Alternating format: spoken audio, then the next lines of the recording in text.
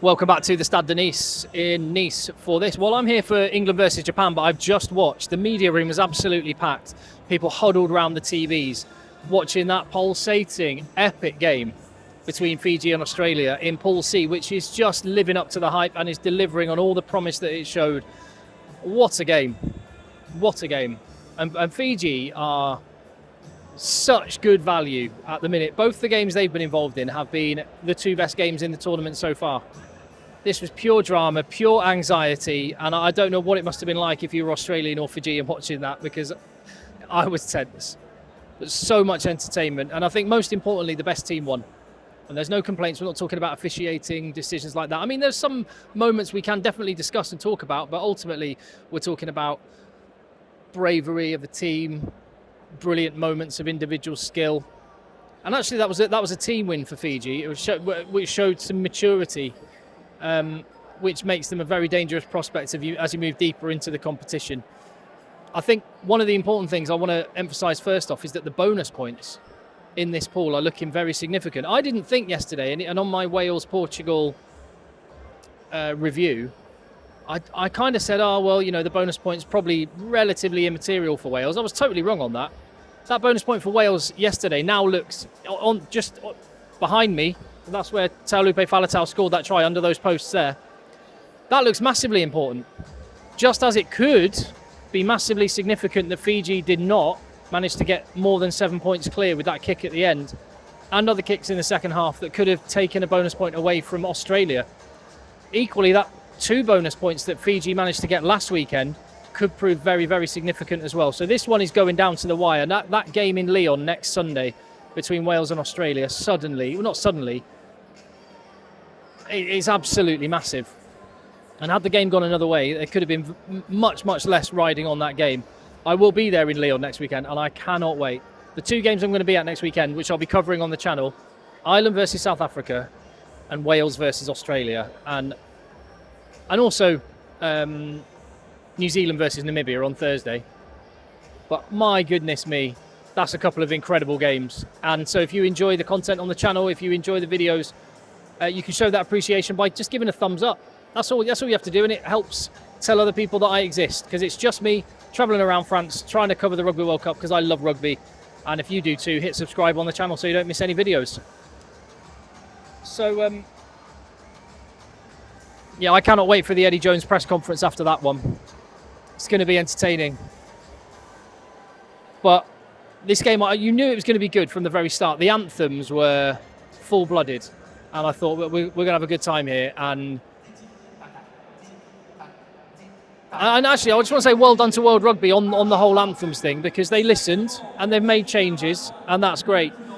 And I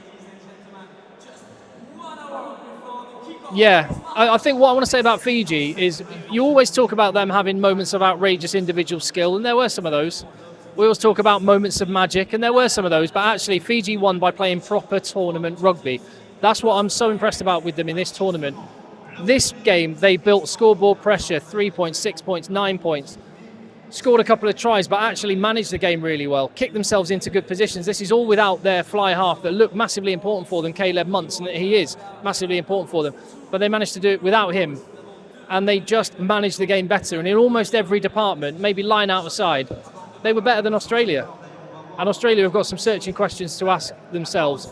I also just want to point out that Fiji's kit, oh my goodness, what a gorgeous shirt that is. I love it. It might be my favourite kit of the tournament, although I'll reserve judgment. But I love that. I quite like Australia's kit for what it's worth. I like that they've gone for that proper classic gold, like days of old.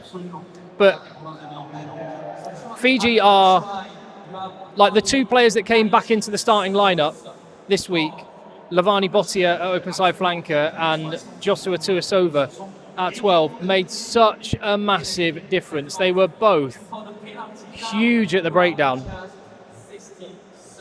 Bottia is an absolute machine and a breakdown menace. Tuisova.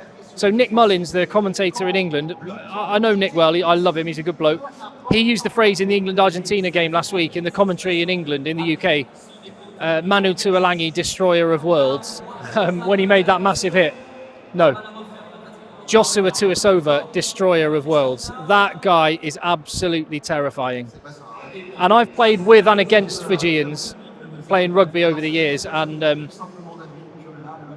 they're just wired differently. They play with a level of commitment that it's hard for most people to unlock and give.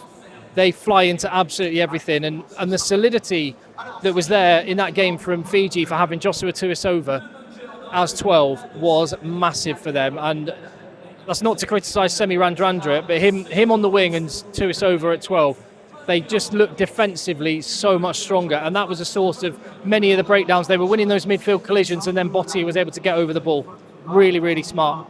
That first try, though, was scored by Australia, wasn't it? After a trading of some penalties, Mark Nwanganitawase with a really smart penalty, quick line-out throw, taking the pass back from Karevi, and a really smart score.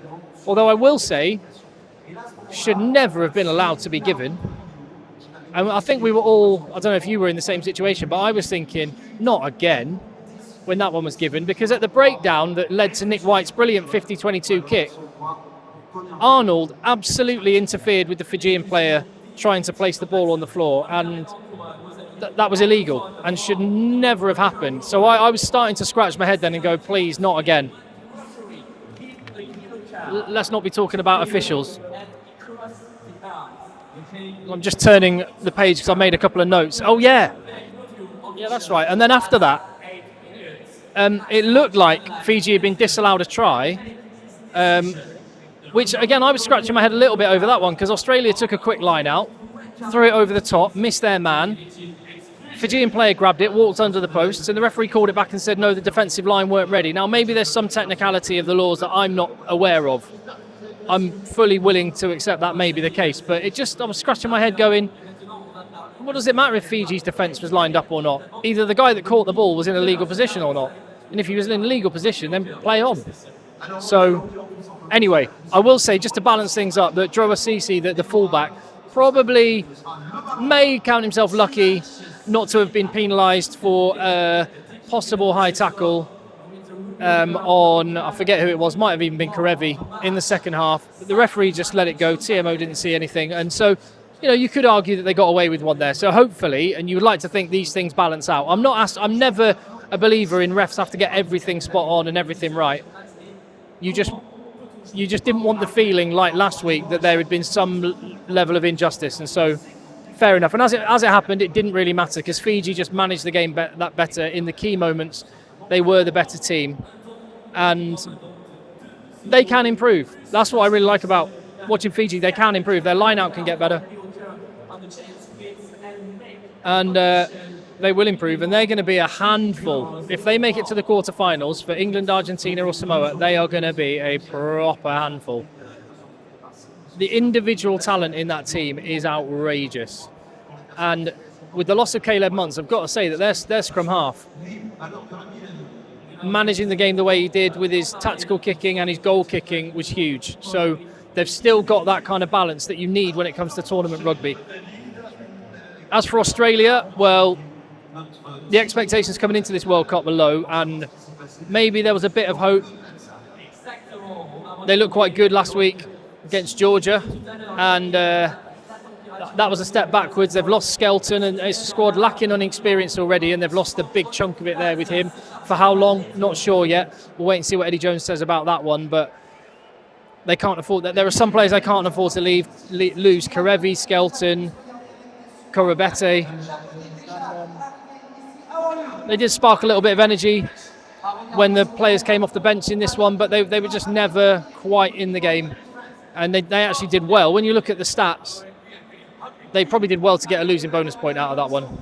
And Fiji will probably, if they were honest, be delighted with the win and the fact they're still in the hunt in this World Cup, but may rue the fact that they didn't manage to get out to more than a 7-point lead. But overall, how much fun. And, I thought before this weekend that all the hopes for this weekend's rugby were pinned on that one game, because I thought it might all be lopsided games. As it is, Uruguay were fantastic, Portugal were brilliant, Ireland were just so impressive against Tonga, South Africa was seriously impressive as well. But even if that game had been what it was all focused on, I would have been all right with that, because Fiji versus Australia was an absolute cracker, and I loved it. I loved it. Now attention turns to England and Japan. England are out on the pitch. Looks like England are wearing their England are wearing their change kit again. So that's 2 games in a row they'll be wearing blue. Japan warming up down in front. Can they cause an upset? It's interesting. I was doing some work on the radio earlier, and everyone based in England that was on the radio, they seem to be talking about Japan as a real good chance of winning. Obviously Japan could cause an upset, but I'm more thinking, and I'm trying to say this objectively and not, being an Englishman, but I think this is a game where England have to make a statement, much like Ireland did against Tonga last night.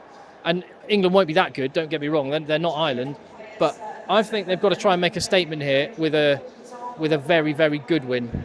A win is all that really matters. Asked Wales about that yesterday, but a really, really good win is what I would be after with England. We'll see how that one goes, and I'll be back on the channel with another video in a little bit. Please hit subscribe, hit like, hit share, and leave your comments. I'll see you on the next one.